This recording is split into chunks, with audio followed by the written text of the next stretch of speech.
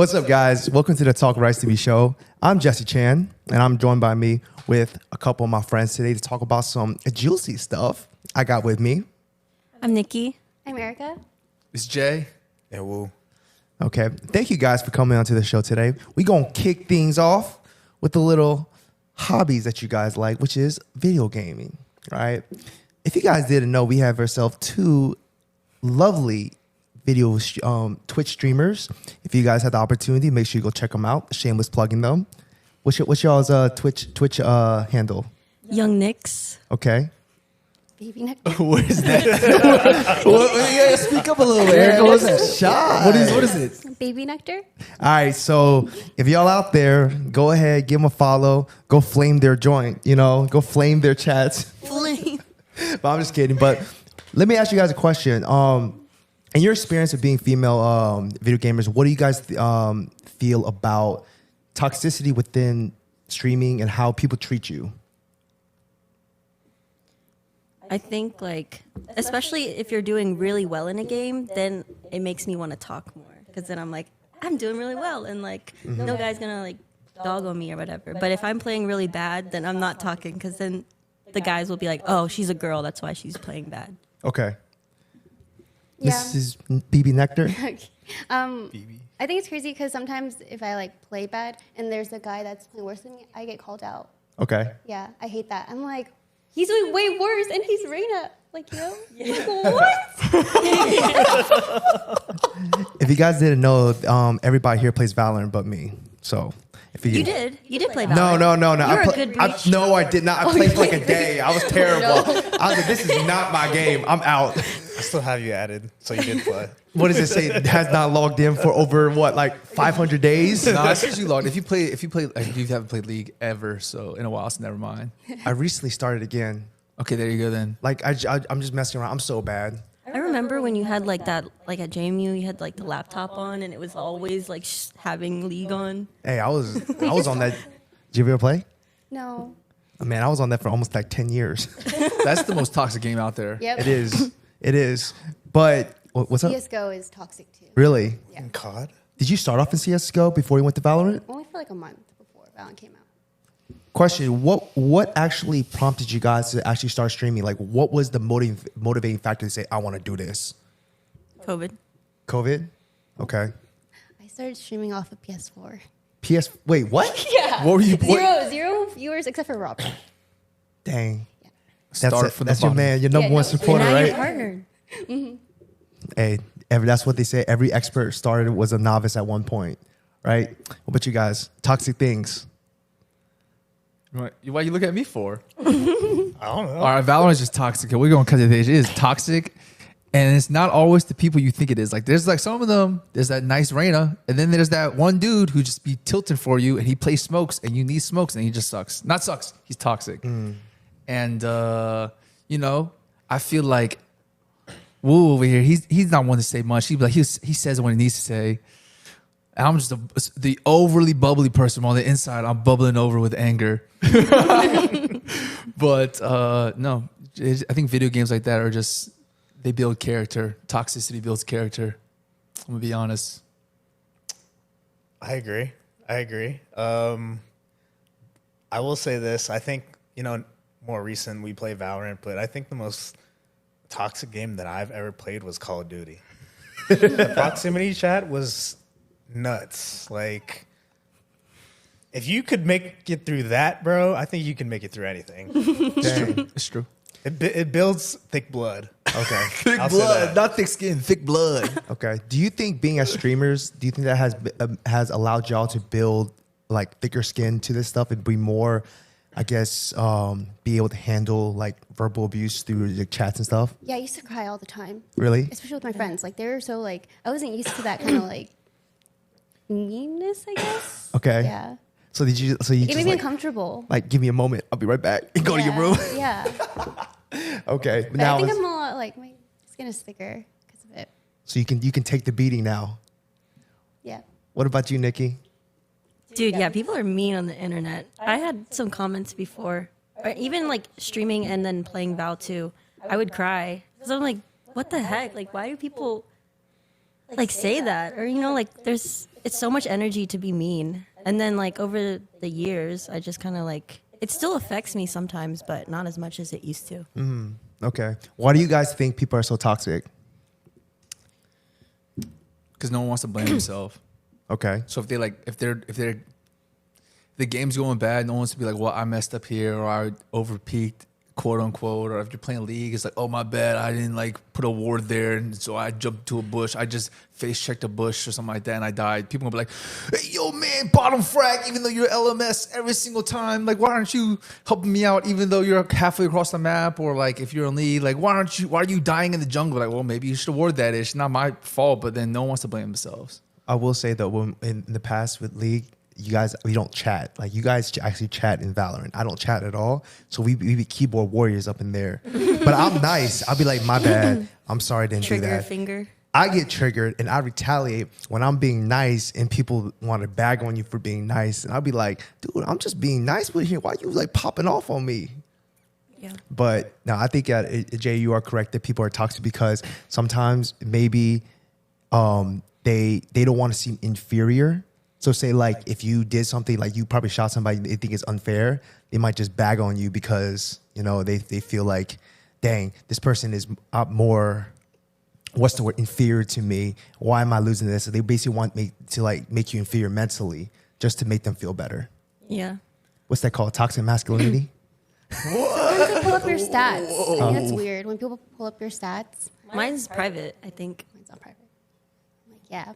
Well, you Point. just- What? You said it's toxic masculinity. You mean that's just being toxic. That's just toxic. I'm just trying to stir the pot. Erica over here is like, yeah. I'm like, hey, yo. Men What you mean? aren't. Men are what? Men are. I was just kidding. No, say it. No, I was just say kidding. it. You said- No. You gotta finish your statement. No, I was just kidding. I was stirring the pot too. But it's not only men, it's women too. Oh yeah, for Females. sure. Like when we were talking Everybody's. before the thing wasn't recording, how there are girls on Valorant too that are just as toxic. It's like, dude, are you okay at home? Like, why are you And you know what it starting was? fights with me? You know what? Their boyfriends probably did something. They're trying to take it out on you. I think she was cute with her boyfriend. Oh, you know what? Maybe the boyfriend didn't help her out, and she's trying to Pocket take it out on you. Pocket seed. Pocket sage. Yeah, but okay. So speaking on the topic about toxicity, Jay. You three have another thing that's in common other than gaming is you could say you guys come from what's the correct term I'm No looking for? dads. Like It's- nuclear families, are they called? A non-nuclear family. I thought nuclear families. Oh, you guys are all from a non-nuclear family, and I believe that is correct. Y'all can fact check me. are basically broken homes. That's the Okay. best way I can explain it. So you guys all come from broken homes in some way, shape, form, or fashion. And some would say people that come from those type of families have a different. They can develop toxic tendencies or toxic, attributes. Not saying I am, but some people say that. Yeah. Would you agree or disagree? I would think so. I wouldn't say it may be like toxic, but there's definitely traits that like that you can develop and could lead to issues like later on in life. I guess I can just say for myself, like the one thing that I I guess was born and raised to do was to always like talk back to people. So you're confrontational. Yeah. Trust me, I know you're confrontational. I boy. can be. This man's a pit bull. Yeah. So that's just something that I was like born and raised with, and like I think that's an issue now because like it could. Looking into my past, I think it led me to like some arguments that I didn't need to have if I was like more calm and like thought things through. Okay. Ladies. I think for me, it's like I've never seen, like, even with like my grandma, my aunts, my mom, like a good father figure or like a stable relationship, So that kind of like affects my relationship and like the views on marriage. Okay. Yeah. Yeah. I agree. I think I have some toxic tendencies, but I think it took me a long time to realize it. Okay. Like, I was aware of it, but it took me a while to realize, like, okay, I need to actually fix this. It's like, I think mine is like self-sabotage. And that affects my relationships too, because I'm like in over my head, and then that ruins like the relationship. Okay. Speaking of self-sabotage, Erica, I want to come back to something you said earlier about marriage. We'll come back to that though, but I want to address this one real quick. Have you ever heard that they say the self-sabotage is the reason why people do that is because internally, a lot of people are control freaks. Okay. You always want to control the outcomes of your life and how things play out. When you self-sabotage, you feel like you're out of control of the situation, and you feel that that person that you may be romantically interested with, they may potentially leave you, okay? And it triggers a fear of abandonment. And so a lot of times what they say is if you are somebody who self-sabotage, that means that you are uncomfortable with knowing of the uncertainty within, I guess, a situation of whether or not it's gonna last or whether it's gonna keep going. And because you guys are uncertain about that, people, whether you're guys or females, you self-sabotage because in that way you can determine the outcome of that situation. You guys ever heard that? Yeah. So do you think that that is valid, that people, or maybe in your case, that you self-sabotage intentionally in order for you to basically be in control? Yeah. I think so. Even if you did like them? Yeah. Okay. Just because I think it's like the fear of like not knowing or out of my control. Okay. I see. Okay. Thoughts? I mean, I'm married. Bro is married. But You run away. I definitely can see what you're getting at, and like I feel like that, like just thinking of like my other friends and like that are in the same situation. I feel like that's definitely prevalent to them. Okay. Have you since you are married 12 years now? Coming up in 12 years, right? I'm not married for 12 years. But relationship for Yeah. this 2010? Well, actually, I've known her since freshman year. So, like, official, let's just say 2010, so 13. 13. This man's years. Hey, you take the award for the longest relationship that I know. Right? So, think about it. 2010, dang. I was just entering college. But anyways, so do you think that in that long-term experience in the 13 years, did you ever try to self-sabotage that type of relationship? I don't think so. Okay. But you, Not for me. Erica? Has self-sabotage something that happens to you? All the time? All the time. No, like I feel like I do because like the whole marriage thing, I'm just like, I don't know, it scares me, the idea of like marriage. Okay. I have a question, kind of circling back. There's two things that I'm kind of interested. You said you were basically taught to talk back. How does that work? I'm generally curious. When I was a kid and I talked back, I got backhanded or like spanked. So I was like, all right, I shouldn't talk back, or I don't want my butt. I don't want it to hurt to sit, essentially. So Yeah. for you, how do you basically get trained to talk back? So I guess this is like I gotta spill the beans, but essentially my mom and my dad are divorced. And for the early part of my years, I lived with my dad. He was not really there. And then I kind of, got the courage to tell him that I wanted to move in with my mom because, he wasn't there. And so I think around like 10, me and my sister moved in with my mom. But those early years were really bad, like for me and my sister. My dad remarried, and basically, like, my stepmom was not like a good stepmom to me. Mm-hmm. And so I kept telling my mom, like, yo, like, I don't like my stepmom. My dad's never there. And my mom was just like, yeah, if she's treating you this way and that way, like, just talk back to her.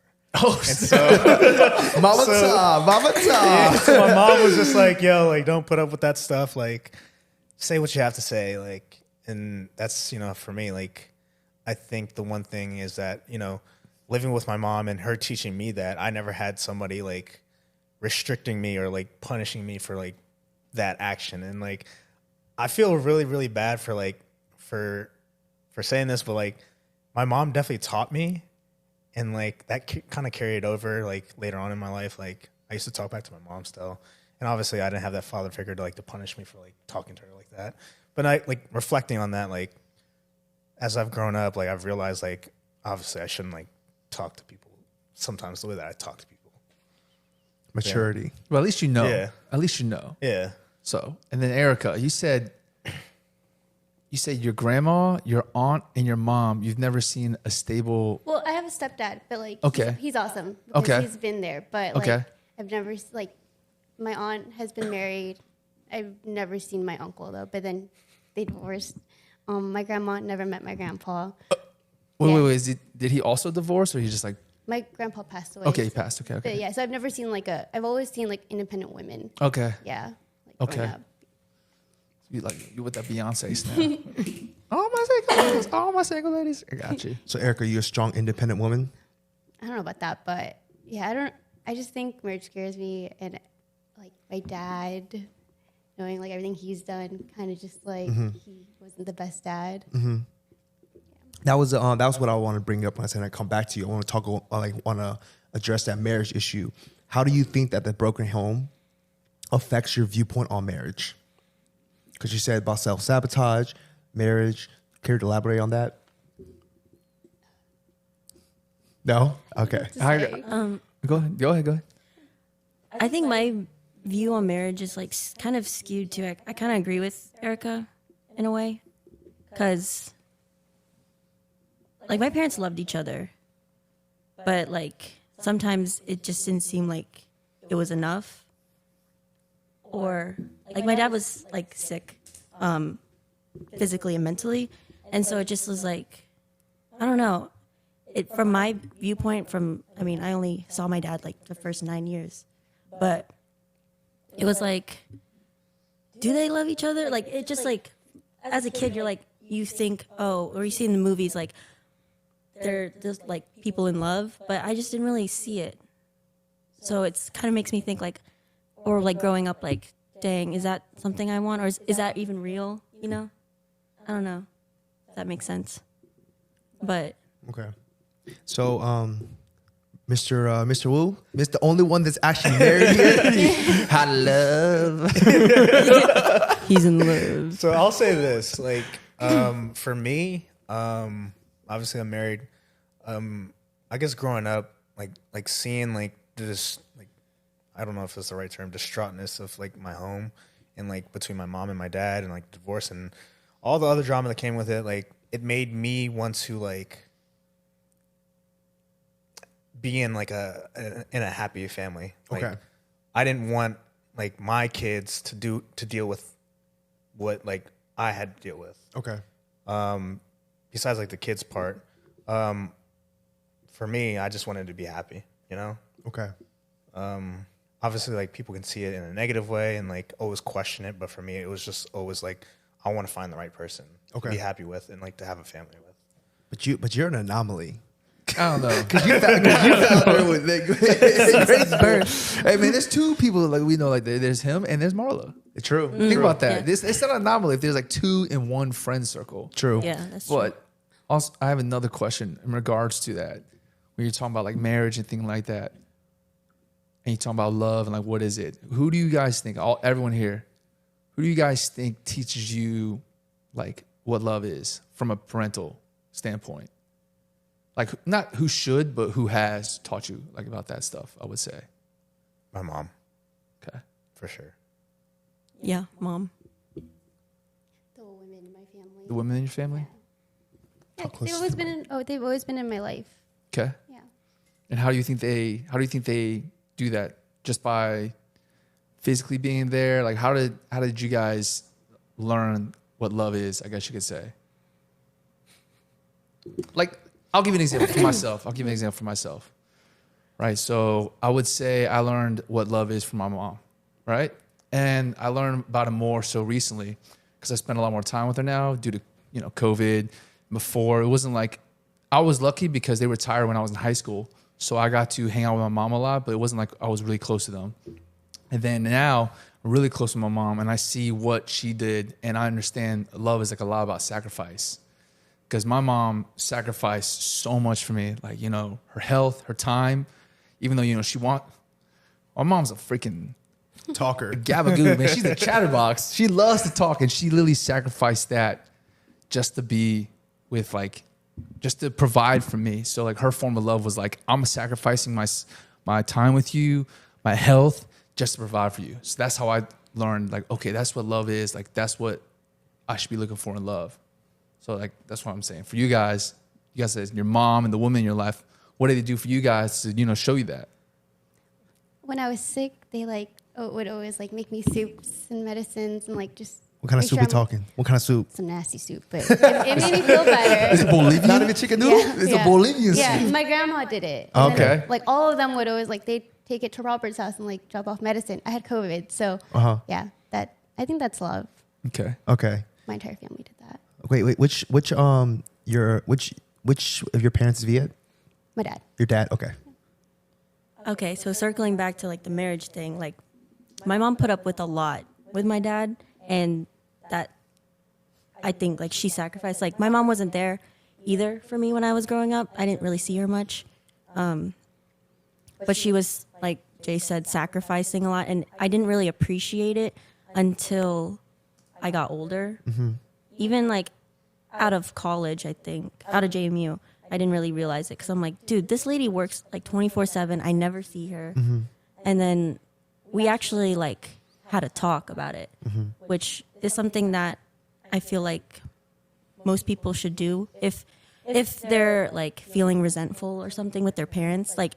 My mom and I had a talk, and man, it really opened both of our eyes because she never knew how I felt growing up, and I never knew how she felt either.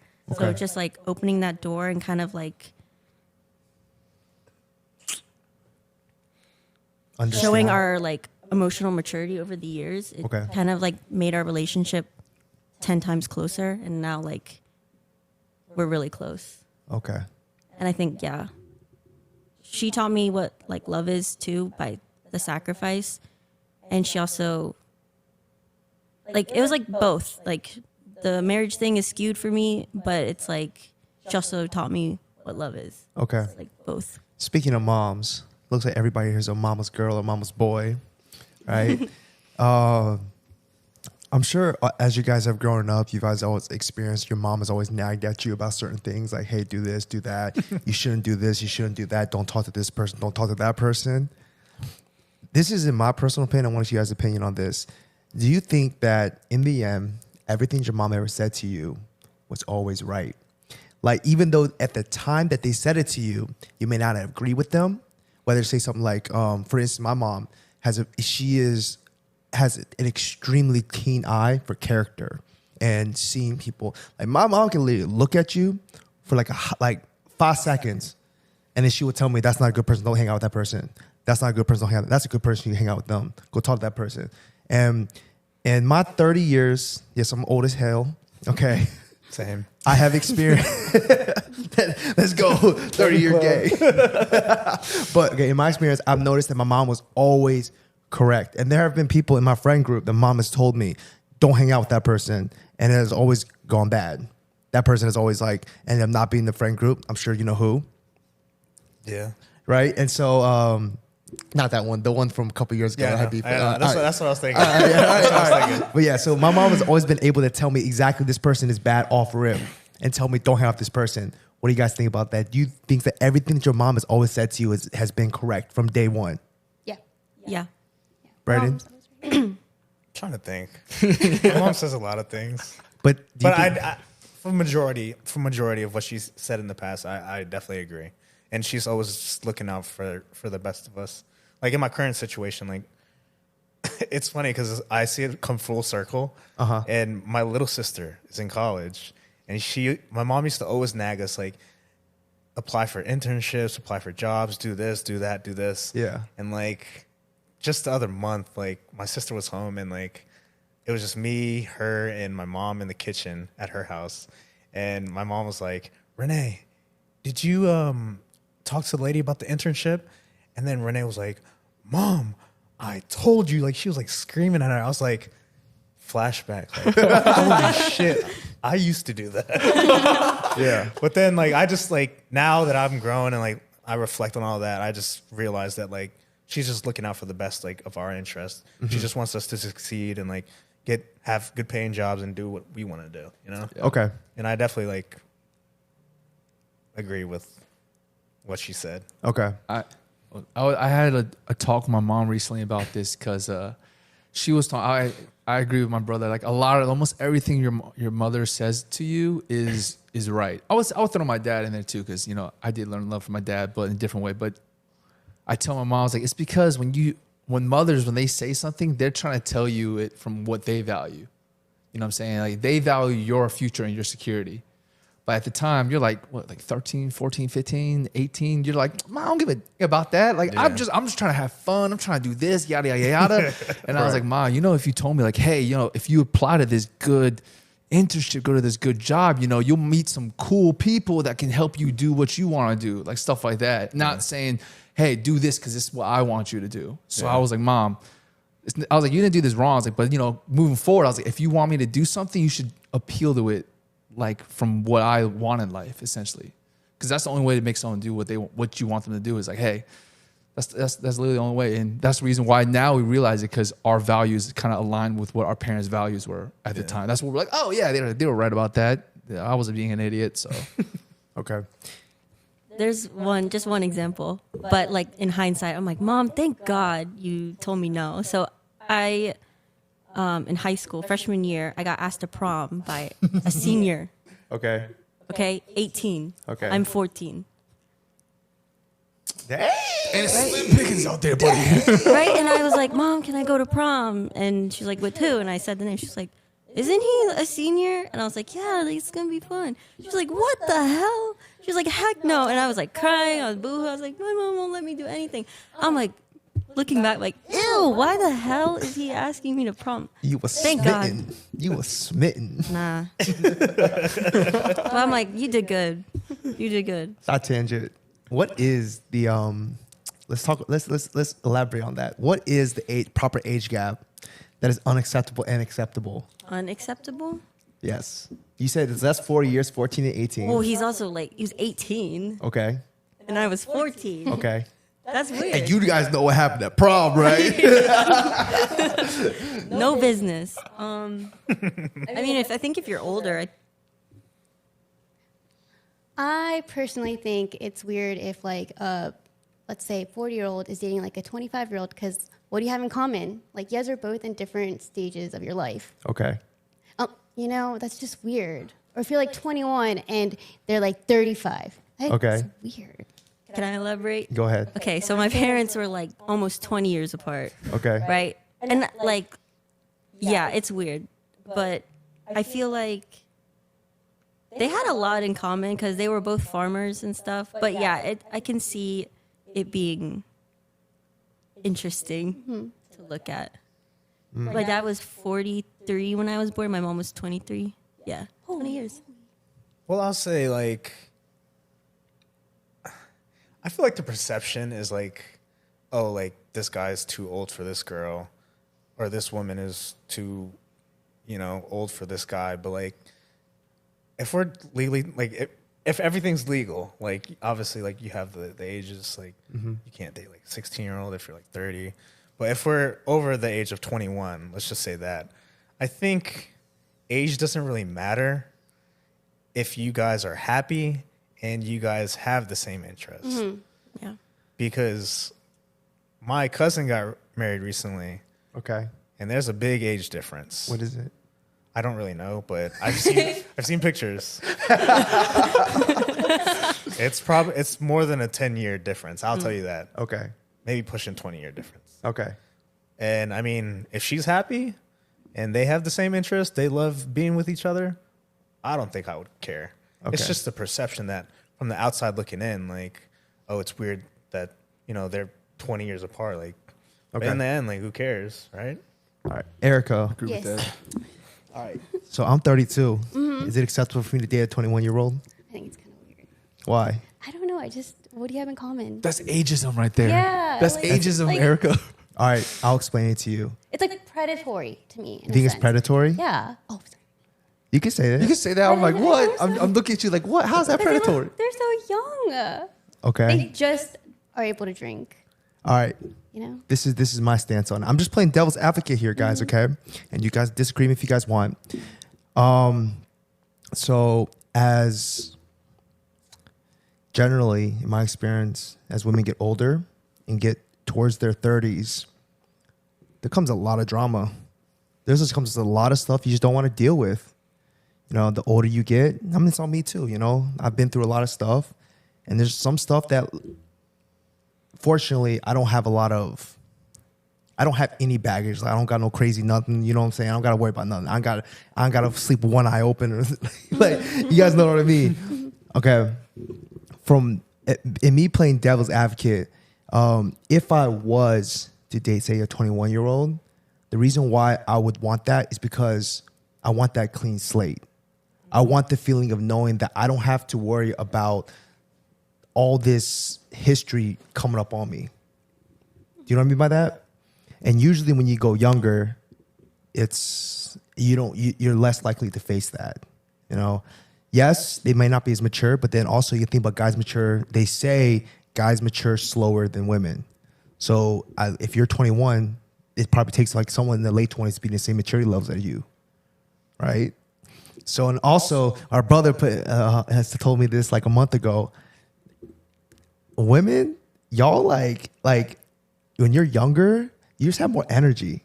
Like, I'm 32, but I feel like I'm like still like 27, 25. Like, I can go. Like, if I want to, I can go. All right, let's go to Echo Stage right now. I'm down to go. You know what I'm saying? Like, if I want to go, I can go. You know, Okay. and I don't need to be like caffeinated out like the wazoo or some of that. Like, I feel younger now than I did I feel exactly the same when I felt when I was 26, 27. You know, and I would want a younger woman to basically accompany me and make those memories, you know? Make you feel young. Not really make me feel young, but like keep up with me. That's what I mean. Because I've noticed like there's some people like as like women as they get closer to 30s, not all, just some, maybe more, I don't know. When they start hitting that mark, they looking for that ring. They trying to settle down. They looking for kids. And I speak about this because I like, especially with like my cousins and my sister, they're all like, when they all hit 30, they not about that like fun life no more. They not about that traveling. They want to get it down. They want to get married. They want to have kids. They're not about having fun no more. The eggs are on a ticking Exactly. time bomb. Them eggs are screaming. Right? My big, who I recently went to a wedding with, she's my age, and she's been texting me for the last 3 years. When she turned 29, she said, "Little, I need this ring now."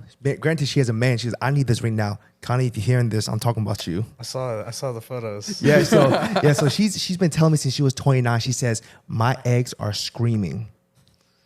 She says, they're talking to me at night when I sleep. But it's true though, because like the older girls get, like the higher risk of Okay. like Down syndrome, like things like that. Yeah, it's like it's a literal time bomb. So once girls like hit 30, they're like, all right, like I have X amount of years left to produce, Yes. Okay.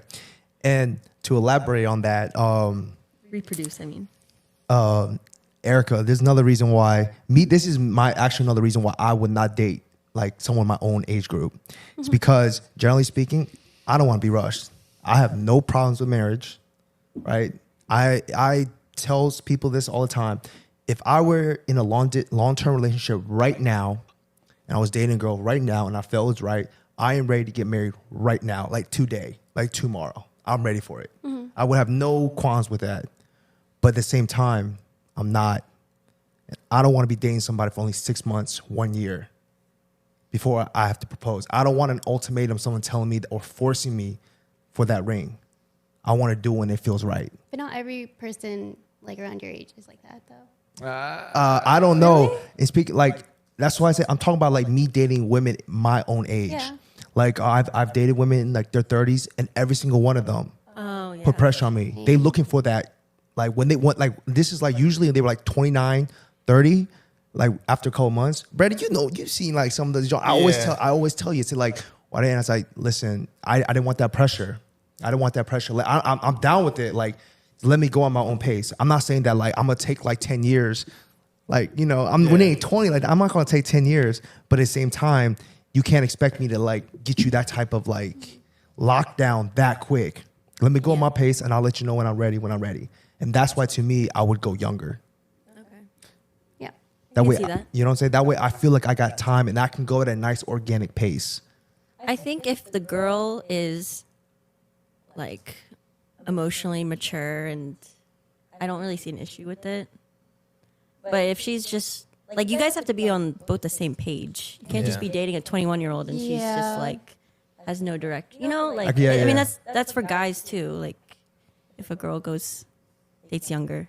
Okay. As long as you guys are on the same page. Yeah, I think if you guys are on the same page, because just imagine like you're not on the same page. I've known somebody who's been in that same situation where the girl was basically forcing him, like forcing his hand, and she was 30. She was 30, right? Yeah. It led to animosity. They weren't on the same page. Like one wanted to have kids, one wanted to be married, one was not ready for that. Like I think it just leads to bad blood and animosity in the relationship. And like I feel like obviously like I'm already married, but I feel like at some point early on when you guys are in a relationship or talking or whatever you want to do, there has to be a certain like feel or like an actual talk about like, hey, like I want to be married at, I mean, I feel like all women have that age, like, oh, I want to be married at this age.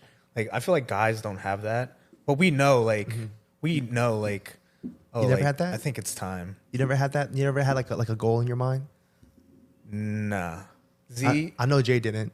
Yeah, I didn't. don't. You never did? No. Did you guys have? Oh, did you have for a goal? sure. What's I your- literally thought I would have kids by like 25. Really? Yeah. Like, I mean, okay, I preface this. My small town, everyone has kids like out of college basically. And they move back. So, and like my mom had me at 23. So it was just like, that was what I was, okay, well, maybe that's going to be me. I'm going to be married by the time I'm out of college. I'm going to have kids before 30.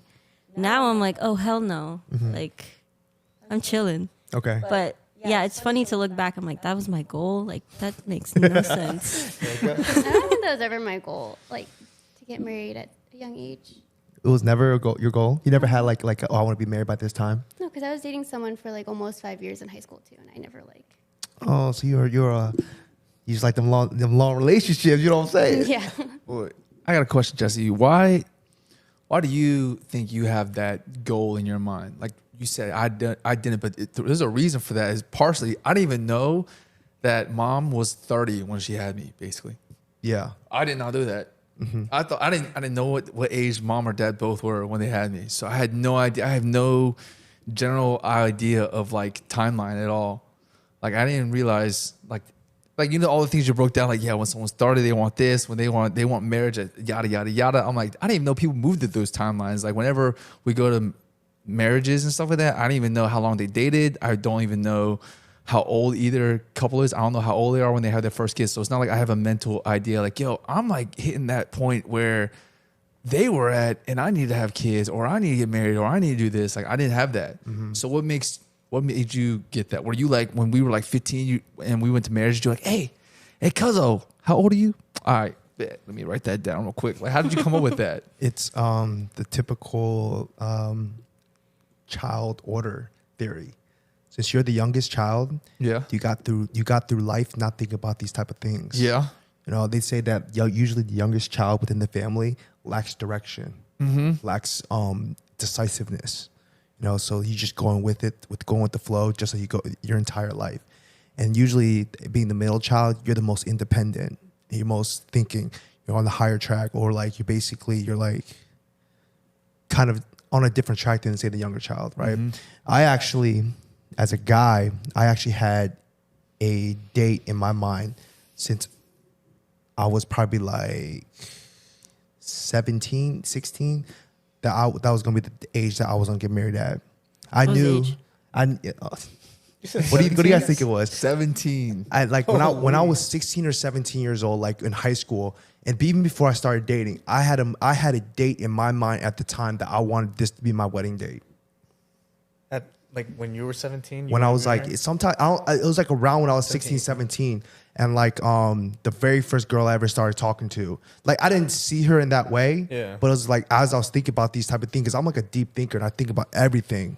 Anything and everything I can, I'll think about it. So I've thought about marriage and everything, even when I was in high school and all this stuff. And in my mind, I had a date in my mind already set in stone for the last 15 years. What was going to be my wedding date? Any guesses what it is? November. A date? A date. A date. There's an exact date that I was going to get. That was like in my future. I was like, this is the day that I am going to get married on. September 26th. Why that date specifically?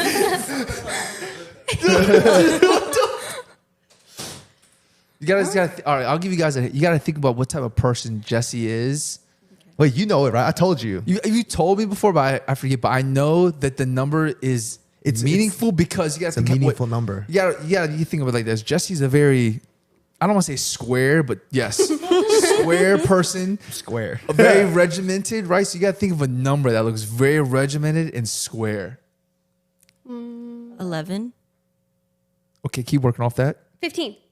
No, I said keep working off that. That's a good. Hey, that's a good guess though. 11 and 15 are my favorite numbers. That's my birthday. Oh, really? No, Scorpio. I don't know. I'm trying to think of a month now that's square. I'll tell you that date has already passed. So that's a pipe dream. It's a pipe dream. How about this? When do you think Jesse turned? Was it when when you were 30? When do you think Jesse turned that? Definitely happened during COVID. A COVID wedding? Yeah, those COVID weddings were something else. I just want to say that. January. No, you were right. It has 11 in it though. Yes, that's why I said keep working off that. Actually, It's not September 11th. Actually, I will tell you this: every number is related to number 11. 11, 11? 11, 11? Yeah. 11, 11. 11, 11, 11. Wait. No, Did you? that's Not when I was 21. It was the date that I would want to get married was 11 11 22.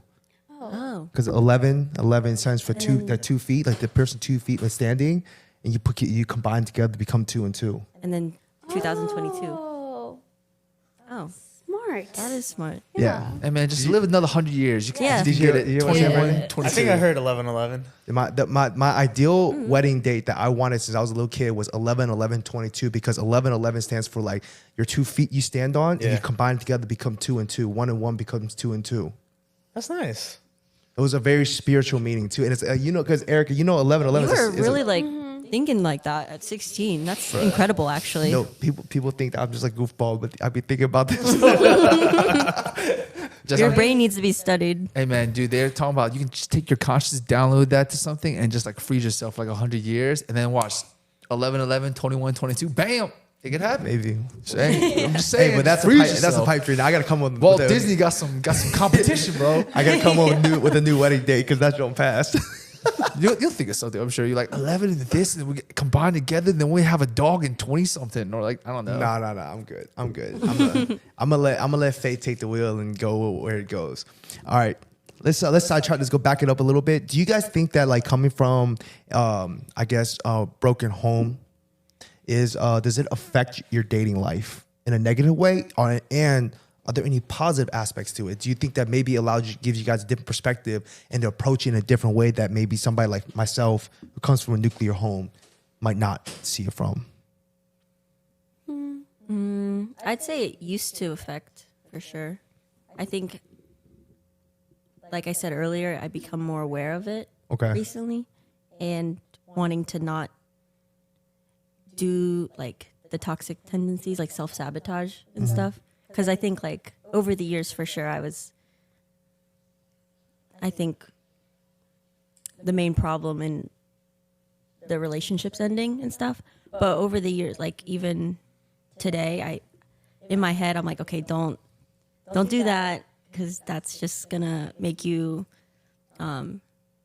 like go back, and instead of taking steps forward, you're gonna take steps back. So I think not having a father figure definitely impacts your relationships, because you don't have that sense of security.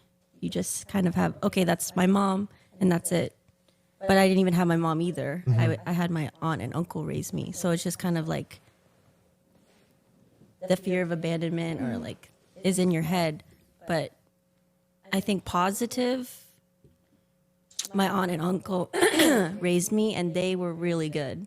They had a good marriage. They taught me everything.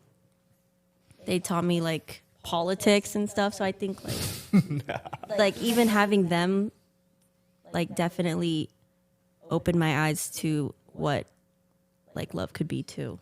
Okay. Erica? Still got the same views. All right. Brandon, any positives? But like, I love Robert. It's just I can't see myself like getting married. You know, Oh, like, so in you general. don't ever want to get married? Well, now, but I feel like I should also see like a therapist. You know, about that. I want to know why. I'm like, why do I view it like that? They'll be like, let's unpack I- this. Yeah. Interesting. Brandon? I think it shapes like, well, for me, it shaped like what I was looking for in a significant other. Obviously, coming from a broken home, like all you think is negative, and like you kind of always want to be to yourself and like not ruin anybody else. So for me, like the one thing that I can say is that I was looking for somebody that, you know, loved me for who I was and grew with me in a sense that like to become a better person and to strive for me to be where I want to be. And obviously I think I found that. And the one thing I can say is that I think the one thing that I really needed that I learned from my mom was that I needed someone who was going to put me first. And obviously I think that Z definitely puts me above herself sometimes, which is always nice. But at the same time, like sometimes I would just want her to, you know, think about the stuff that she wants. This is controversial. This is gonna be very controversial when I say this. Very, very controversial. And don't hit me when I say this. Okay. And it's not for me. Okay, it's not for me. If you're gonna hate nobody, don't hate me. But my dad gave me very, very valuable advice not too long ago. And he said that a woman should like a man more in a relationship. What do you guys think about A that? woman should like the man more Yes. than the man like her. No. You don't think so? No. Expand on that. Why do you think that? I think it should be equal. Okay. Yeah. Okay. I don't think someone should like anyone like anymore, you know. It's- People like love. I think it's subjective, not in saying it as like a level of, when my dad said it, he was not saying it from a level of saying that, oh, I like you more than you like me. It's not like that. It's basically saying that, you know, what is that? It's not saying that it's you're measuring the level of love for each other. It's basically, I guess, saying what you're prioritizing. Like for you, you say you want a woman to put you first. Yeah. Right. So you would want somebody. So you want someone that's not as selfish and basically saying that you want is thinking about my feelings and stuff like that. Yeah, Right? yeah. So basically, I guess that my dad is a very mysterious man, right? Man of very few words. Yes, my dad is. It's been years, and I still understand a lot. But that's just his wise words he's telling to me. My dad has told me a lot of advice about when it comes to women. He said, that's the first thing he says. Like men should always pick a woman that likes them more. And like I said, that he's not saying that you pick a woman where you like them any less. That's not what he's saying. Yeah. It's just saying that his mindset is, as a guy, you got other priorities. You got to provide for your family. I think that's just a really traditional mindset. Yes. 'Cause I think that's just like how a lot of people or older people view Yes. like the traditional household. Like the guy works for the family. Exactly. The women, nurture and. Exactly. So I can see where he says that. I think it's just worded weird. Yes. But I can. Yes. I understand what you mean. It's the delivery of saying that a woman should like a man more than when my dad said that. It can raise controversy, but at the same time, I'm not saying, like I said, I'm not saying that it's a level of measure how much you love, because at the end of the day, my dad loves my mom so much. But the thing is that my dad is so stoic and very cold blooded that you will never ever see any emotion from him unless he sees me and my brother. Me and my brother are hard enjoying my father. He's the only time he smiles when he sees us. Yeah. Right. But At the end of the he don't even smile at my mom. He loves her though. He loves her. But he Okay. does. It's But like- no, but he generally. But that's like. But at the end of the day, that's not his fault because that's just the culture that he grew up in, Yeah. a very, very country Chinese culture to like be that way. Yeah. But like if I were to level like measure them in reality, they're the exact same. My dad probably loves my mom probably even more. But he's just saying that way. The other one he said is never date a girl who has a loud voice. He only date girls with soft voices. Why? What? What? Can you guys unpack that? Why do you guys think he said that? Why do you think Papa Chan said that? Butting heads a lot, maybe. Like, I don't know. Mind you, my mom does have a soft voice Toxic though. masculinity. But it's not like no, but he's not saying it in a toxic masculinity. Okay. He says it in a way where it's like I said, well, Nikki said, he's very traditional. He's saying my dad is like, I'm out here working 10, 11 hours, 12 hours a day. Why you yelling? Yeah, exactly. He's basically saying that like, hey, I'm providing for you. I'm making all the money. It's not saying he goes, I'm providing for you. And like, no, my dad is so generous with my mom. Like whatever my mom wants to do, my mom can do. My dad gives my mom all the free in the world to do anything she wants. Like it's free, right, Jay? Yeah, they don't have like a separate bank account. My mom's like, he gives me the credit card and I can spend on whatever I want. But like, my dad trusts my mom to essentially be like, not an idiot. Like He's she like, knows. so that's what he's saying. He's like, basically, I guess what it's like. He's like, he just don't like burn my house down and yell at me and stuff like that. He's like, I'm out here making money for you so you can spend on whatever you want. You want to go get a bag? Look, bro, my sister is spoiled. When she was in the 8th grade, my sister wanted to leave a Tom bag, right? My dad out here grinding. My mom said she's gonna do it. Dad said, go ahead. That's it.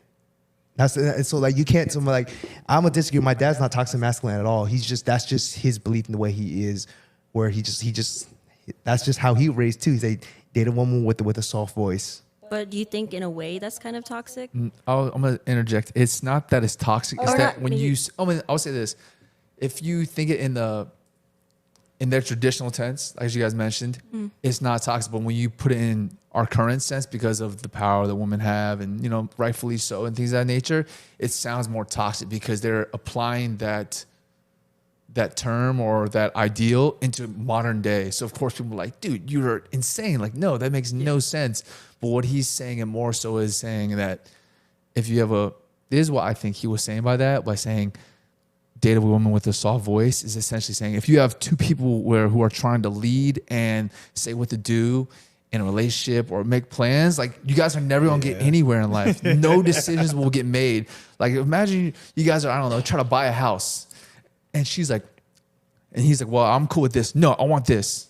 You're like, okay. And she's just always yelling, I want this, I want this, I want this, I want this. You're never gonna get anywhere in life. There's no compromise from any standpoint.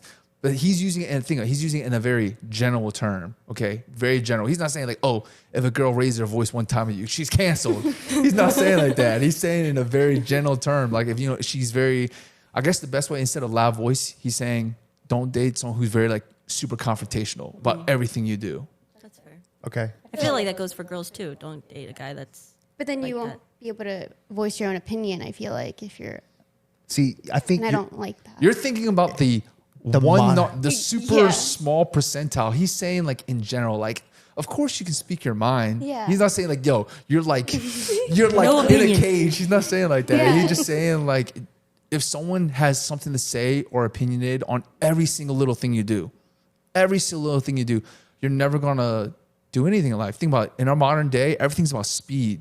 The quicker you get things done, the further you move further in life and things of that nature. If every single decision you make in life is hit by confrontation, roadblock, what are you gonna do in life? You're gonna be 60 trying to figure out what you want to do when you were 30. exactly. Like I said, I don't think my dad is trying to be like, he's not being toxic masculine in the fact that like he's trying to control his woman. He's just basically saying that like, I just need peace to like be on my grind, And like I said, he like when my mom speaks up, my dad lets my mom speak about anything. She speaks her mind to my dad all the time. it doesn't have anything to do with the speech. It's just have a pleasant. I think the actual translation is date a woman with a pretty voice or like a soft sounding voice. That's all it is. Yeah. That's all. Thoughts? I think I can definitely agree. Like when you guys were like, giving your spiel, I like had to think about like me and Z's relationship and like through the years. Like obviously when you're younger, you act a lot different than how you are like when you're older at 30 or whatever. But me and Z have definitely had to compromise in our relationship to a point where it's like, oh, like for me, I always used to want to be right. Mm-hmm. Like it was never my fault.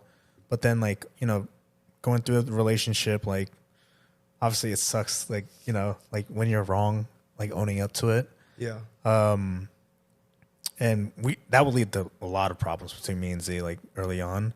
But now like I realize like whenever I'm wrong, like I'm wrong, regardless of how long it takes me to own up to it and apologize, like I'm gonna do it. Mm-hmm. And like for her as well, like she's, found the ins and outs of like how I am, and she's conformed to that too. And like back in the day, like whenever I brought something up to her when she was wrong, she doesn't like being wrong, obviously. But like it was like at that point, she was like whenever I brought something up, she just wouldn't say anything, and I hated that. And like through the years, like just being together, she's realized like how to express her feelings and like the ways that like I like to handle things and like hash things out. And so I think it takes a lot of time, but at the same time, like now that I'm older, I'm realizing like, damn, like I've grown, and like back in the day, like I used to not be a good person. Hey, we were all there one time, right? So For sure. Luckily, you guys all have very soft sounding voice. So I think you guys are all fit my dad's profile.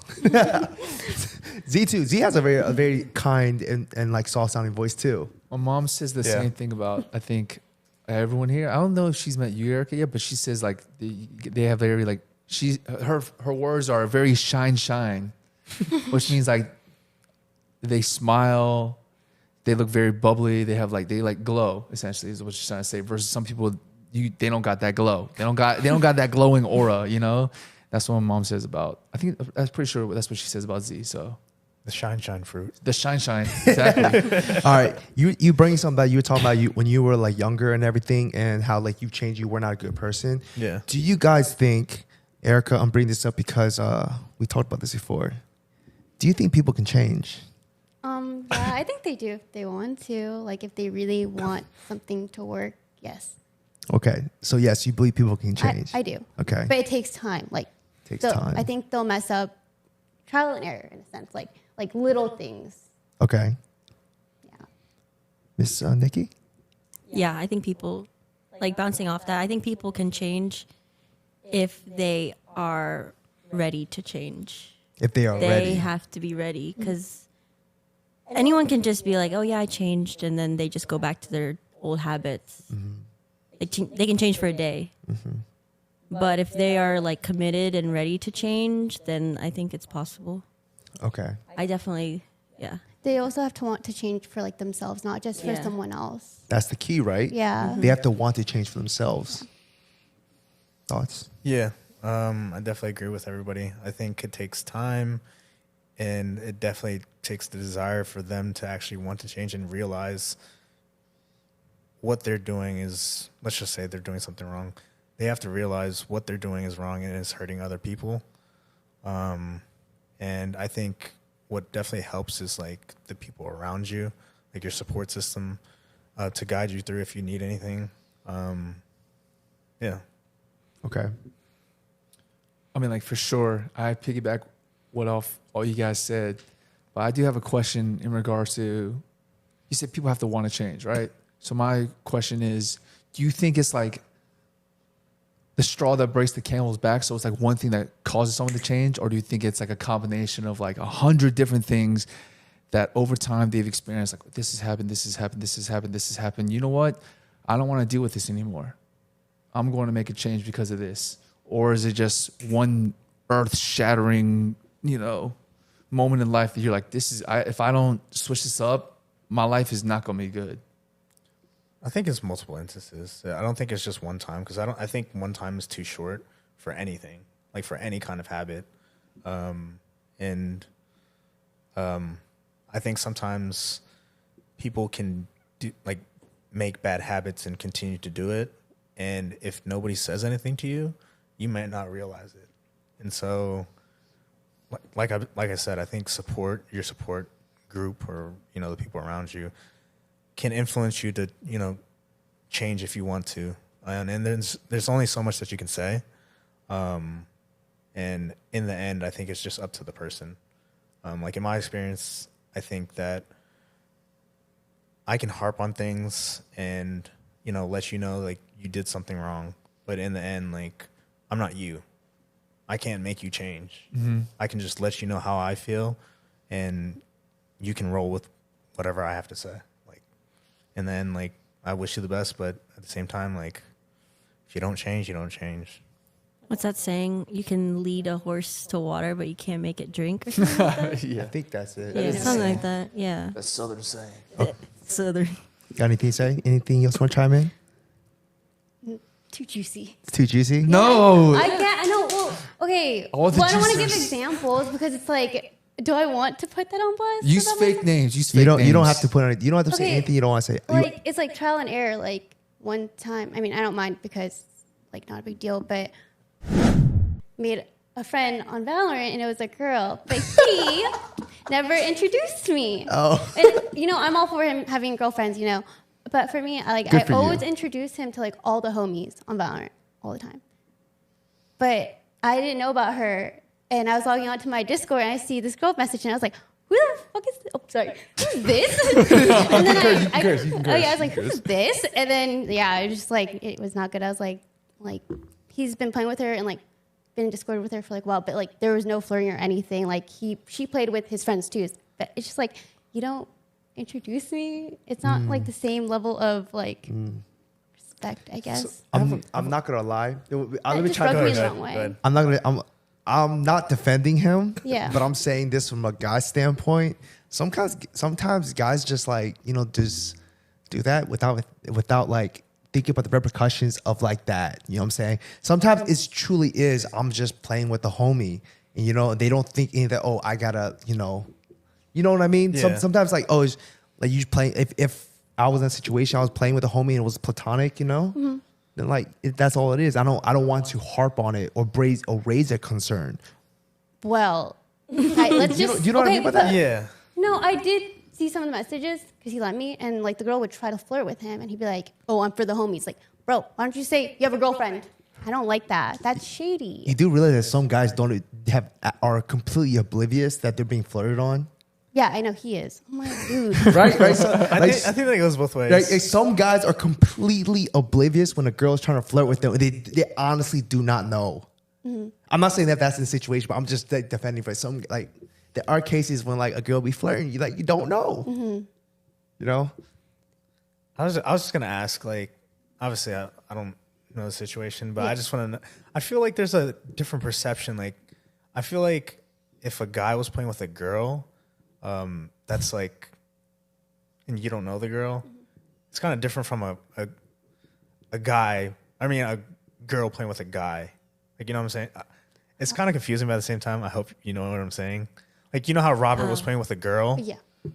What? And let's go opposite. You were playing with a guy. I feel like that's a little different. How? Because I don't know. Like, I feel like I don't want to be stereotypical, but I feel like a lot of guys are known for playing video games, right?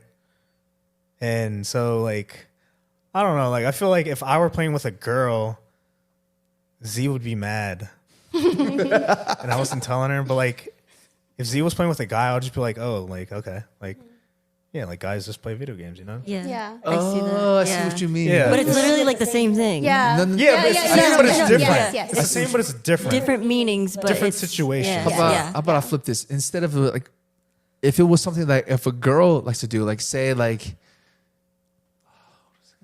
they're getting their nails done, right? Yeah. It's like if a guy goes with a girl to get their nails done, you probably be like, hey yo, what the, like if it's something like, you know what I mean? Like if a guy goes with Z to get his nails done, and he's straight, you'd be like, is that what you're trying to put up? Because guys don't normally get their nails done. You get what I mean? I see. You get what I'm saying? Like, I see what Jay's I'm trying to flip it. Yeah, I'm trying to flip Yeah. what is stereotypical. Because he said guys normally play video games. So what if guys don't normally get like pedicures and manicures and stuff? So imagine it was the opposite. Is that what you're trying to say? Yeah. You should have said. You shouldn't Okay. get his nail. You should have said a pedicure. Okay, well, Well, like I mean, Because you know, I get my toes done. because think about Shoot, like Brandon was the one who exposed us to getting a pedicure, right? But like he goes with Z to get a pedicure. I'm saying like nails, like your actual nails, like your what was it, manicures, hand. Manicure's hand. You get manicures. You're getting Guys don't normally get manicures. I've gotten one. What if this guy is going to get a manicure with Z every single no month? manicure shaming. Every single month, that's kind of weird. That's what I mean. But she doesn't tell you. And she doesn't tell you. Yeah. See, that whole situation where they don't tell you is kind of weird. That's where it gets Okay. weird. It's like Yeah. if it happens, fine. But if they're not telling you, it's kind of like, why? Like, why not? But I'll say this. Let's just like keep genders out of it. Okay. I don't tell Z that I'm playing Valorant with you. I don't tell Z I'm playing Valorant with Jay. I don't say that. But it is kind of weird that like if I was just playing with a random girl that I met. But then I don't know if I would even like, tell But Z because I'm just playing video games. Yeah. Yeah. I think it's like a line. Like if they're adding and talking off of that's where like this isn't even like just not playing video games. Yeah. It's like If there's like, flirting conversation. going on, like Yeah. in game, like chat and stuff like that, that's a little different. Okay. Because it's like, yeah, whenever, like, if we're playing games, if there's guys or if there's girls, like, you're just playing the game. Yeah. True. Without Alright. any other intentions. Yeah. Let's expand on this a little bit. All right, since we are on the topic of guys playing with girls and girls playing video games with guys. All right, do you guys think that guys and girls can just be purely platonic friends? Yes, but they have to, like, both parties have to have some semblance of emotional maturity to, like, be platonic. I mean, I feel like it's not always has to be like, oh, does this person like me? Or I think guys and girls can just be strictly friends. I also think so, but sometimes I feel like anytime I've heard something, it's always been the guy ends up liking the girl. It's always the guy liking the girl. Yeah. Okay. From like friends and stuff like that. I'll be like, oh, dang. And you don't even give off like the flirty vibe to like, so I'm just like, huh.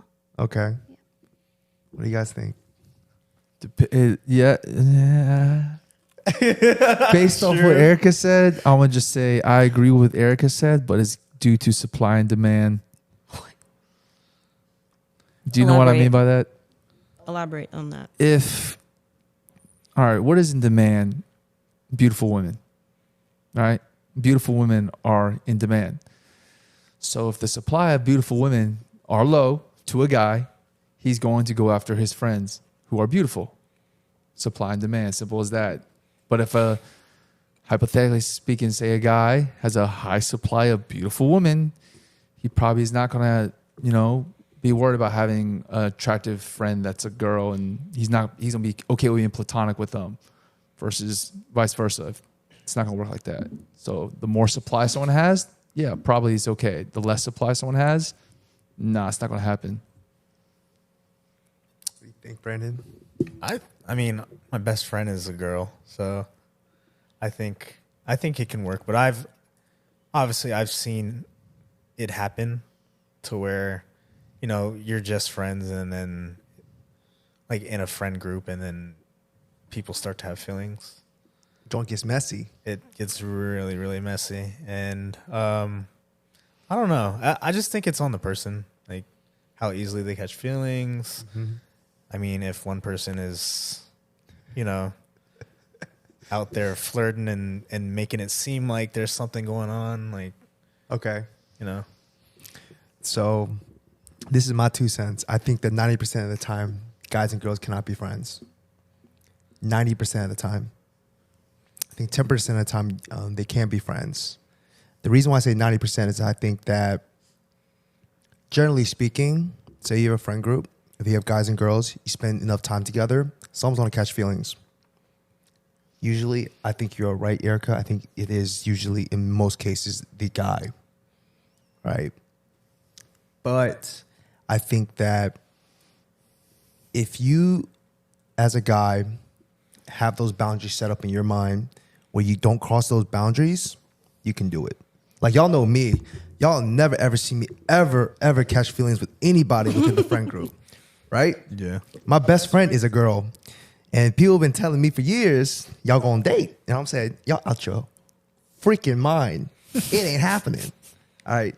For people, generally, this is just how I view it. Any female that enters a friend group immediately gets put into the friend zone bucket. And you don't leave the friend zone bucket. Nobody graduated from the friend zone class. Right? Because you guys know I only date girls that are outside the friend group. I've never, ever gone for a female inside the friend group. Good for you. Yeah.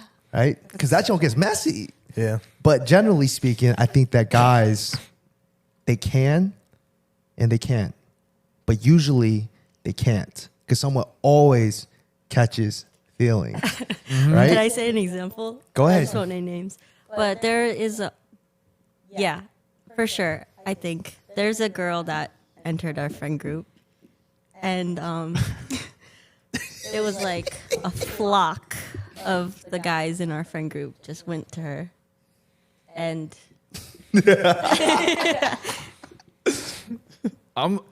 Okay. And yeah, I just feel like they tried to be friends, but then they all caught feelings. Okay. And now they're all just, there's like only a few men standing. We're a rumble. But yeah, like once they get over that bump, Okay. maybe they can be friends. But Okay. yeah, for sure, I think it's most cases the guy falls. Okay. I think that the only way that a guy can be friends with their female friends is A, they don't find the girl attractive. Mm-hmm. So you have no semblance or attraction to them. So they immediately gets like, that's a hard no. And 2, like I said, boundaries. And then I think that 3 is if she was she's off limits because of situations with your boys. Yeah. Right? So that's my case. Or like I said, you just know not to cross those boundaries. Or if you marry like this guy. Bro, she's married. I would just say, just to play devil's advocate. I mean, all those things are very true. I'm just saying, just hypothetically, I'm gonna go back to the supply and demand thing, right? You're like, if the girl is attractive, right? But like, say a dude, like every single girl that he has, like every single girl in his friend group, just like disappears. Okay. Right? Everyone. So this man just has no friends anymore. Like for some. They got snapped away like the Avengers. I'm just hypothetically speaking, all right? And then so now he has this one person, this one female, or vice versa. They only have that one person left.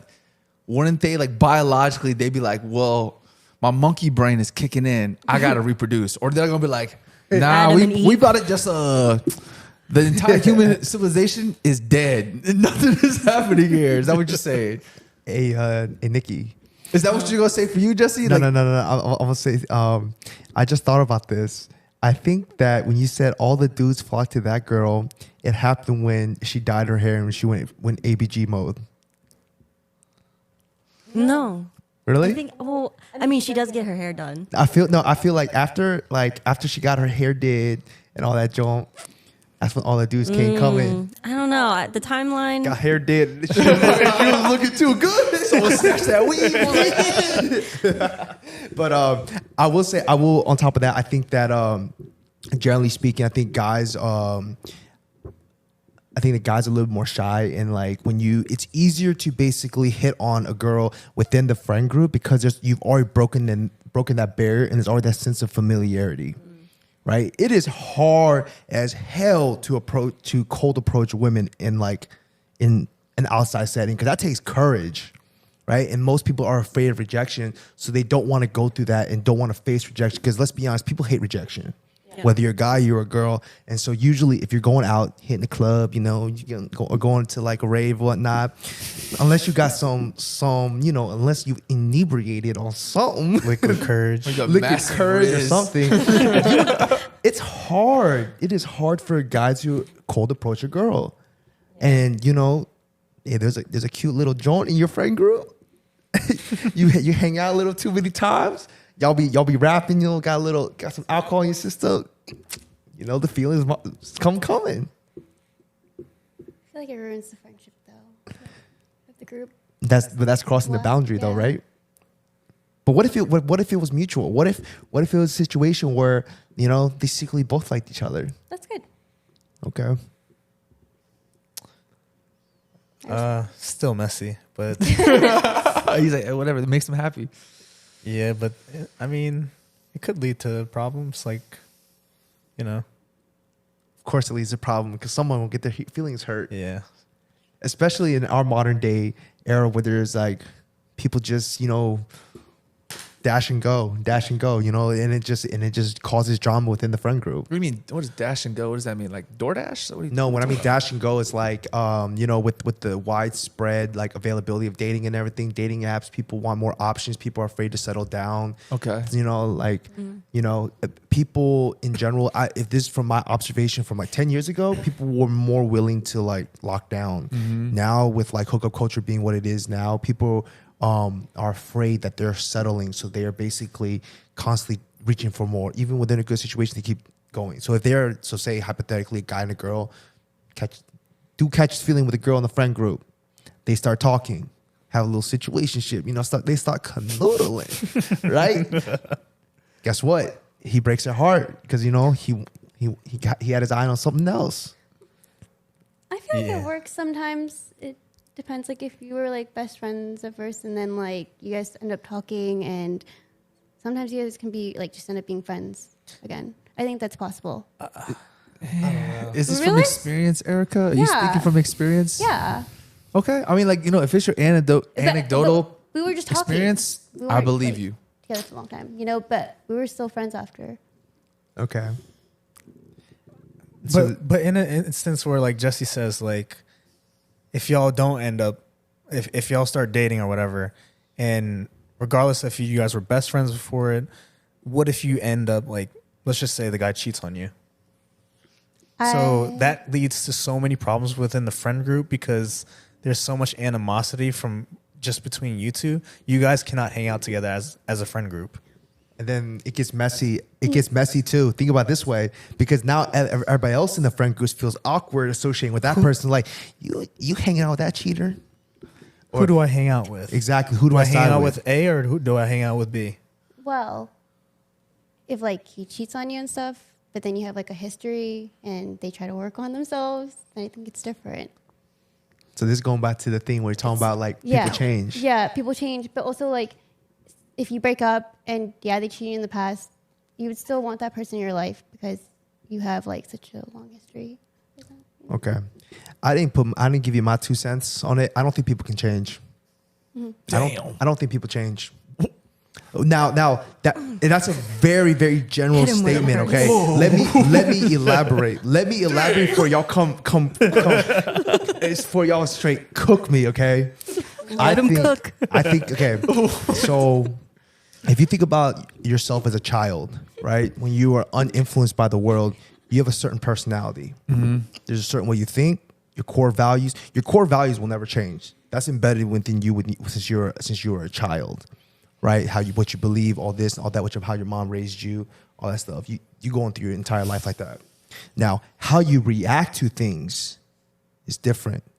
As you grow older, you basically build barriers and build walls and build mechanisms, defense mechanisms, as you grow up as a reaction to certain things or whatever happens to your life.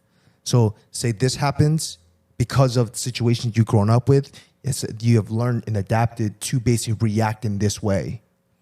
Right? Your core value and your core personality and core who you are will never change. Right? How you act, your personality, like your beliefs on stuff, that can never change. But your reaction to stuff can change. You can adjust that. Right?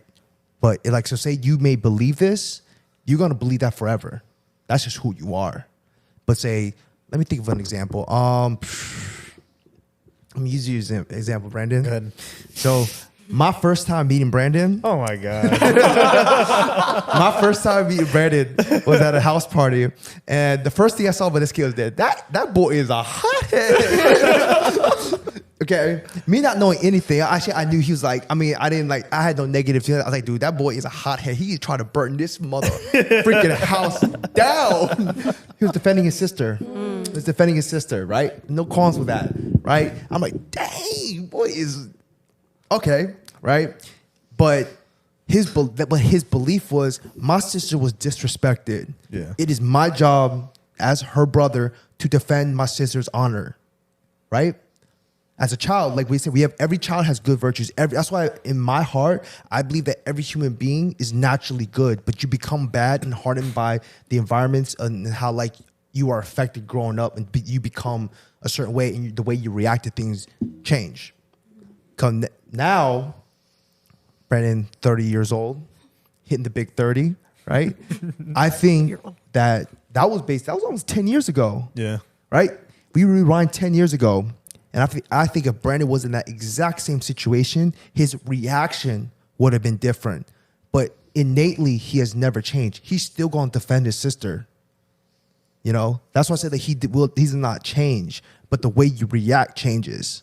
Right? Just like you were talking earlier about like maybe like your relationship with Z, right? Maybe there's some things that triggered you, some triggered her. Yeah. Those things will probably still trigger. Like you probably still have things that triggered each other, but how you react changes. Instead of you firing back saying, why you on my joint? Yeah. You be like, hey, you know what? Let's talk about it. Yeah. That's what I mean. Say people don't change, how you react change. I understand the values thing, but I still think the reaction thing is still built into you. And I think that's part of your personality. So in a sense, you're changing your personality.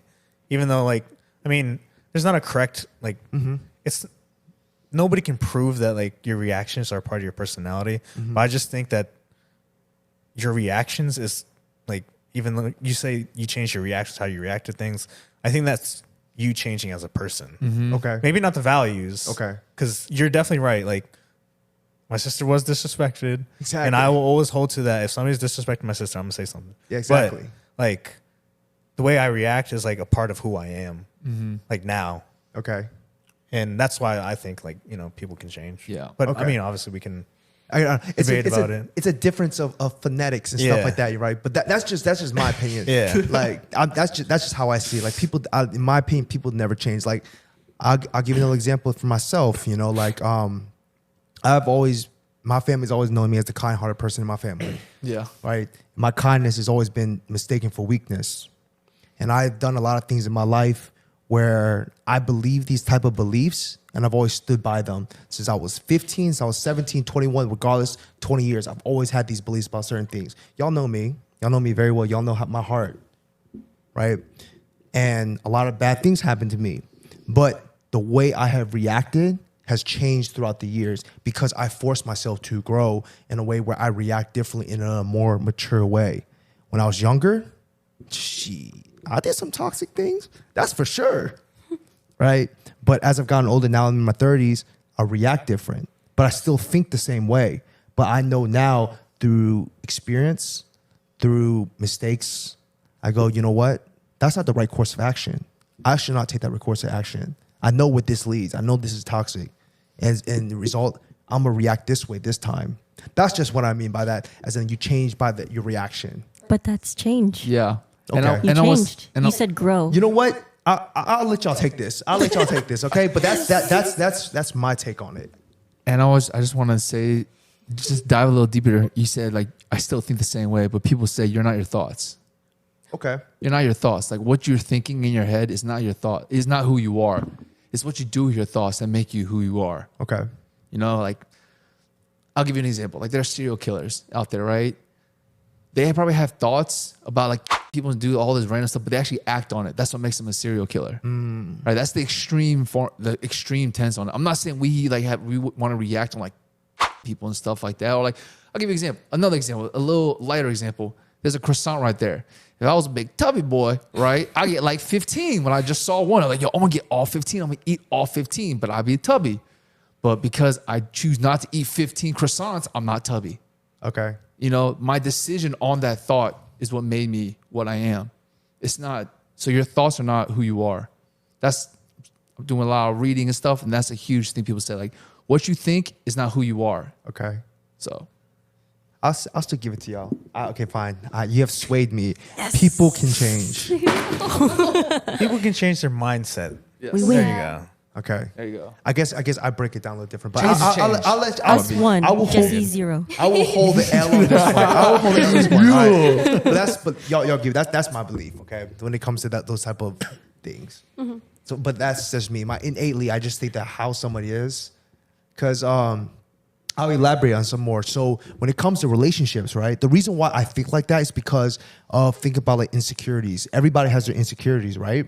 And naturally, when you are dating somebody, you project your insecurities onto your partner. If you have trust issues, you are going to project your trust issues onto your partner. And I think that is so unfair to do to your partner.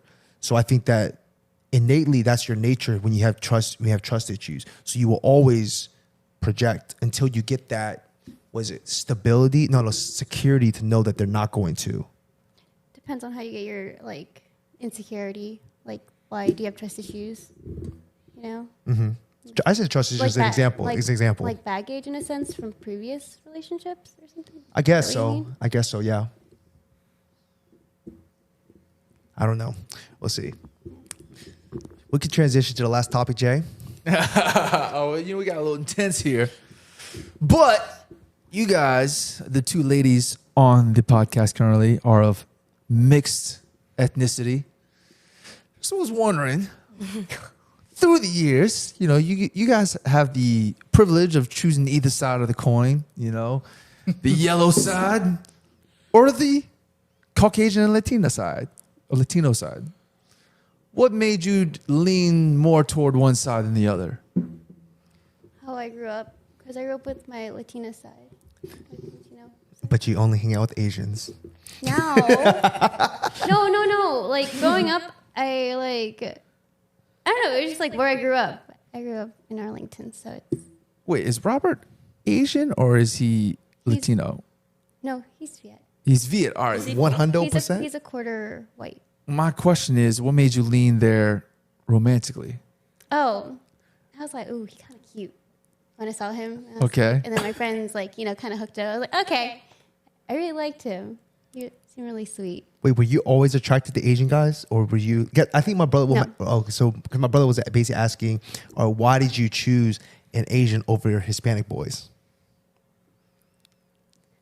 Just cute. He was just cute. He was like, Oh, I like what I like. and because he was 6 foot, right? He lied to me, okay? He's like 5'10", 5'11". I was like, God. Wait. He lied to me. So how so? What do you mean? Was he like, yeah, I'm like 6 feet with Timberlands or something like that? No, he would always be like, yeah, I'm 6 feet. And I'm like short, so I don't know the difference, Hey, Jesse, that's what Jesse said. He said, hey, girls don't know the difference between 5'10" I said that on my and last 6 episode. feet. I said, girls, when you 5'2", 5'3", whatever, like sub 5 foot, you look up, it all looks the same. 5'10", 5'11", 6 foot, it all looks the same. Yeah. You looking up, what's the difference? Dara didn't talk to me for like 2 weeks because I thought he was 5'7".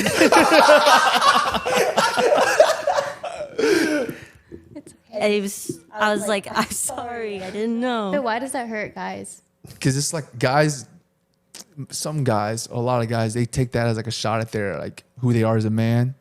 They identify with it essentially. Like, oh, you think I'm small? Like, what do you think? It's like people say like little dog syndrome and stuff like that. But like it's essentially Napoleon complex. It's like Short king. Yeah, you're taking a shot at them essentially. You're basically calling them short. Yeah, So that's a negative connotation. That's Or why. like, I think Men it makes don't want to be short. men don't want to be short. I get called short all the time. That's different. It's But girls, different. it's not a big deal. It's different because height is not important for women. Height is important for guys because you don't Masculine. because it's masculinity and you don't want to be seen as inferior. Let me ask you something. And women like taller guys. When you guys take shots at girls, what do you say about a girl? When What's you the take first thing? what's the first thing you say about a girl? Like she's this, she's this. What's the first thing you take shots at a girl? for girls, what they see as low value or like low class or like trashy or like when they try to bomb on a girl for her status in the world, whatever, they either say she's like old or she's used or like she's a hoe. People are like, oh yeah, she's like a hoe, blah, blah, blah, blah. Right? Guys, it'd be like, yo, he's broke, he's short, he's small, he's bald or something like something stupid like that. They attack things that guys align to like what they are as a man.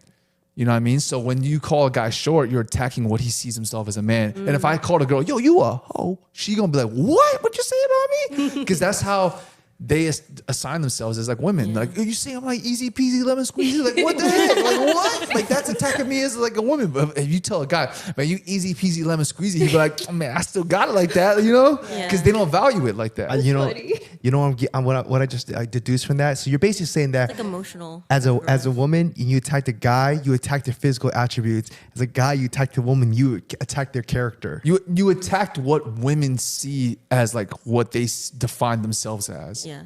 Okay. What they identify as. Identify. Like, I'll give you an example. I'm just giving you like if you say like an adult entertainer was a floozy, easy peasy, lemon squeezy, she'd probably like, well, that's my job. Like, I don't care. That's different.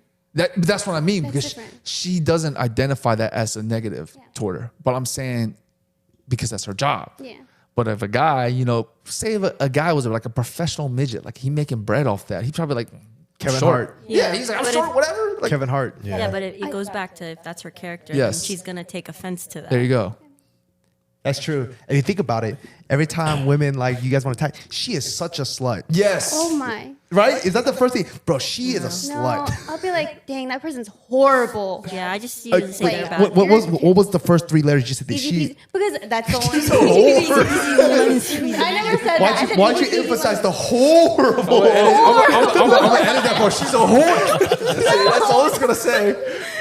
Edit that out. Just edit that one part out. No, horrible.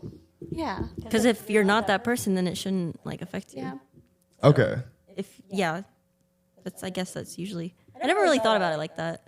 How girls attack girls is usually like a jab at their The character. inner. Yeah. Yeah, The it's like- character. yeah. Yeah. Or do you just basically you're attacking their ego? Mm-hmm. So anyway. Interesting. Oh, we never answered why'd you choose? Why'd you choose my brother his original question he said, Why'd you lean to the yellow side?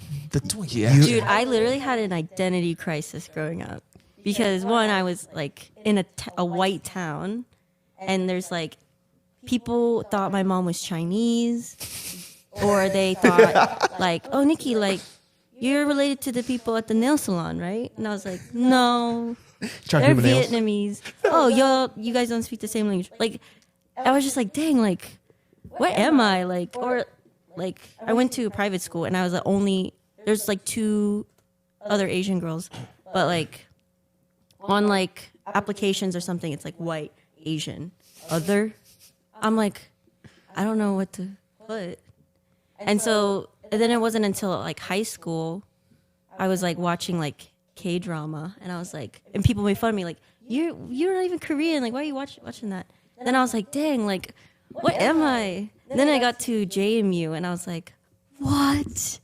There's other Asians. There's other people here. they're like me. Yeah, like that sounds so cheesy and like corny, but like I literally found myself like at JMU because I was like, damn, like I like vibe more with Asian people than white people. You're racially ambiguous. I never thought about Yeah. that.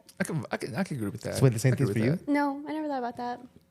Also, I was raised. raised by my mom, so like, or not raised by, but like I was around my mom, so True.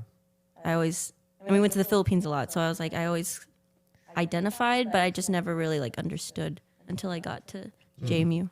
But Erica, like, I'm not gonna lie, for the hottest minute, I didn't even know you were mixed. Same. It's crazy. You look straight Viet to me. We do? What? I didn't even think she was Asian. Oh, really? No. No, I did not know she was. Nope. No, because the reason why I say that is because I did not know she was Asian. no, really? No. Okay. I only assumed because of the black hair and you're within the Asian circle, and I don't know. I just thought you were V because like, have you ever noticed that some Viet people look straight white? And Yes. some Viet people look straight mixed. I'm like, dang, that person like Alex. Alex's, but I thought they were mixed, half white, half Asian, like half Viet. You know Alex, right? I thought they was mixed, but they was never mixed. They're not mixed. No, they're 100%. His last name's Gorang. Oh, No, they're 100% Viet. Oh yeah, no, yeah. His dad is adopted. Okay, that's why. You never know though. You think about it, could be like way back in the day, like 200 years ago. He probably had some little French, you know what I'm saying? A little French, little croissant action in there. Yeah, but that's what when I thought about you, it's like I never knew you was mixed. I just thought you were just Viet because y'all just you never know, bro. I didn't know. yeah. But do you enjoy being mixed? Yeah. How Bolivian? Yeah, because I understand Spanish, so like if I hear someone talking shit in Spanish, it like crap about someone. You can like, you can curse now. I understand what they're saying about that person. Like if they're like in a work setting, you know. Are you fluent? No, I am broken Spanish, but I understand it way more. Can you speak Viet? No. Oh, okay. I can't speak. I don't know yet at all. Okay. Hanoi. Final thoughts, anybody? Sorry. Final thoughts, guys? Anything? All right. Well, This was fun. it was fun. I was really freaking nervous because I was like, dude, what you gotta tell me what the topics are right now. I need to plan this. No, it's a better reaction. It is. It's a very In hindsight, I'm like, all right, you know, because I was like looking, I was like, yo, what was the topic again, Erica? She's like, I don't know.